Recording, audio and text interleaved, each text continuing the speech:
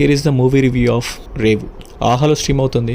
ఏం రేవేమో కానీ చూసిన 2 గంటలు నాకైతే టార్చర్ అనిపించింది. ఒక 10 మంది యాక్టింగ్ స్కూల్లో యాక్టింగ్ నేర్చుకొని ఏం చేయాలో అర్థం కాక సరే ఒక స్టోరీ రాసుకొని యాక్ట్ చేస్తే ఎలా ఉంటుంది అలాగుంది సినిమా అంతా. ఒక్కడ ఎక్స్ప్రెషన్స్ అర్థం కాదు, ఎమోషన్స్ అర్థం కావు, అసలు సీన్స్ ఏందో ఒక్కదానికొకటి లింక్ ఉండదు. పాల రేవ్ అంటారు, ఫిషింగ్ అంటారు. ఒక్క సీన్లో కూడా ఒక ఫిషింగ్ చేశారనే ఫీలింగ్ రాలే.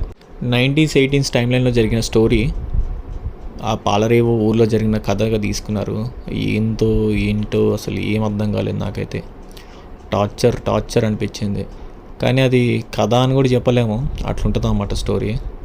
ఈ మూవీలో ఒక పాజిటివ్ పాయింట్ చెప్దామన్నా అసలు ఒక్కటి కూడా నాకు స్ట్రైక్ అవ్వట్లేదు. స్టోరీ వైజ్గా కానీ, యాక్టింగ్ వైజ్గా కానీ, పర్ఫార్మెన్స్ వైజ్గా కానీ ఒక్క క్యారెక్టర్ కూడా నాకు అసలు ఇంప్రెసివ్ అనిపించలేదు. ఈ కెమెరా అయితే ఆయనకి దండం పెట్టాలి. ఒక్కొక్క సీన్లో ఒక్కొక్కలా ఉంటుంది అన్నమాట. ఫ్రేమింగ్, లైటింగ్ అసలు అర్థం కాదు. ఎడిటర్ వాడికైతే అసలు ఎడిటర్ గానికి అసలు ఒక పెద్ద ఫ్లెక్సీ కట్టచ్చు క్రాస్ రోడ్లో. ఇంత రాడ్ మూవీని 2 గంటల సేపు ఎడిట్ చేశాడంటే వాడు అసలు మామూలు కాదనమాట.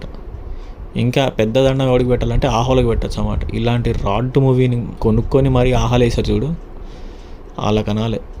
సో ఏం లేదు, స్టోరీ ఉండదు, యాక్టింగ్ ఉండదు, ఏముండదు. అలాంటి వరస్ట్ మూవీ ఇది.